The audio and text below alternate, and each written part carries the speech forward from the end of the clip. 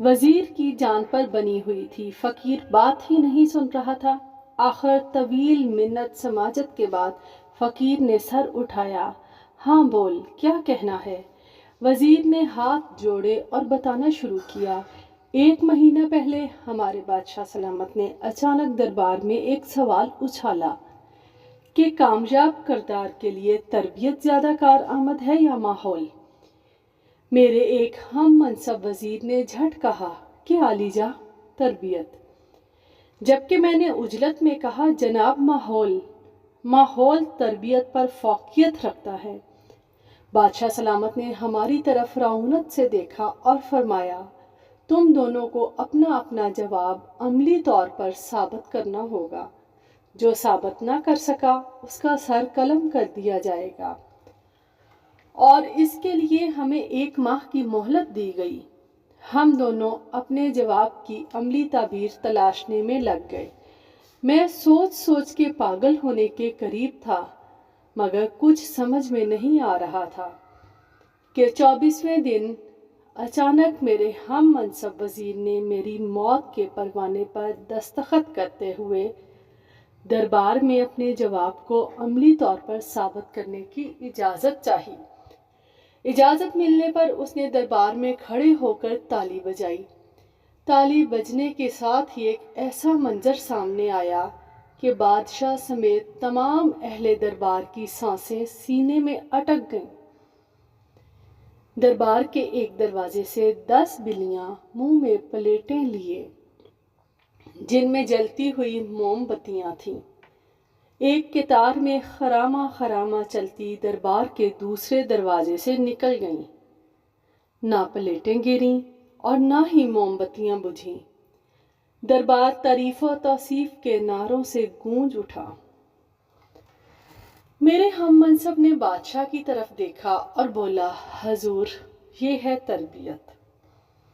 ये सब तरबियत ही है कि जिसने जानवर तक को इस दर्जा मुनज़्ज़म कर दिया है, नज़्म ज़ब्त का आदी बना दिया। बादशाह ने मेरी जानब देखा। मुझे अपनी मौत सामने नजर आ रही थी। मैं दरबार से निकल आया। तभी एक शख्स ने आपका नाम लिया कि मेरे मसले का हल आपके पास ही है। आपके सिवा और कोई मेरा मसला हल नहीं कर सकता। मैं 2 दिन की मुसाफत के बाद यहाँ पहुँचा हूँ। दी गई मोहलत खत्म होने वाली है। सिर्फ 4 दिन बाकी हैं। अब मेरा फैसला आपके हाथ में है।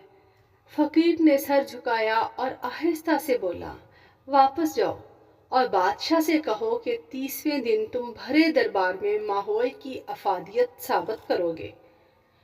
मगर मैं तो ये कभी ना कर सकूंगा, वजीर ने लाचारगी से कहा। आखिरी दिन में खुद दरबार में आऊंगा, फकीर ने सर झुकाए हुए कहा। वजीर मायूसी और परेशानी की हालत में वापस दरबार चला आया। मुकर्ररा मुद्दत का आखिरी दिन था। दरबार खचाखच भरा हुआ था। वजीर का दिल जोर जोर से धड़क रहा था। सबकी नजरें बार बार दरवाजे की तरफ उठती थीं कि अचानक एक मफलूकुल हाल सा शख्स अपना मुख्तसर सामान का थैला उठाए दरबार में दाखिल हुआ। बादशाह की तरफ देखा और बोला, मेरे पास वक्त कम है, मैंने वापस जाना है। इस वजीर से कहो तरबियत की अफादियत का सबूत दोबारा पेश करे। थोड़ी ही देर में दूसरे वजीर ने ताली बजाई और दोबारा वही मंजर पलटा। दरबार के दरवाजे से 10 बिल्लियां उसी कैफियत में चलती हुई सामने वाले दरवाजे की तरफ बढ़ने लगीं। ऐसे ही उन्होंने मोमबत्तियां उठाई हुई थी। सारा मजमा सांस रोके ये मंजर देख रहा था। वजीर ने उम्मीद भरी निगाहों से फकीर की तरफ देखा। जब बिल्लियां ऐन दरबार के दरमियान पहुंची तो फकीर आगे बढ़ा और उनके दरमियान जाके अपना थैला उलट दिया। थैले में से मोटे ताजे चूहे निकले और दरबार में इधर उधर भागने लगे। बिल्लियों की नजर जैसे ही चूहों पर पड़ी, उन्होंने मुंह खोल दिए। प्लेटें और मोमबत्तियां दरबार में बिखर गईं। हर तरफ भगदड़ मच गई। بلیاں چوہوں کے پیچھے لوگوں کی جھولیوں میں گھسنے لگے، لوگ کرسیوں پر اچھلنے لگے۔ عجیب سما بن گیا، دربار کا سارا نظام درہم برہم ہو گیا۔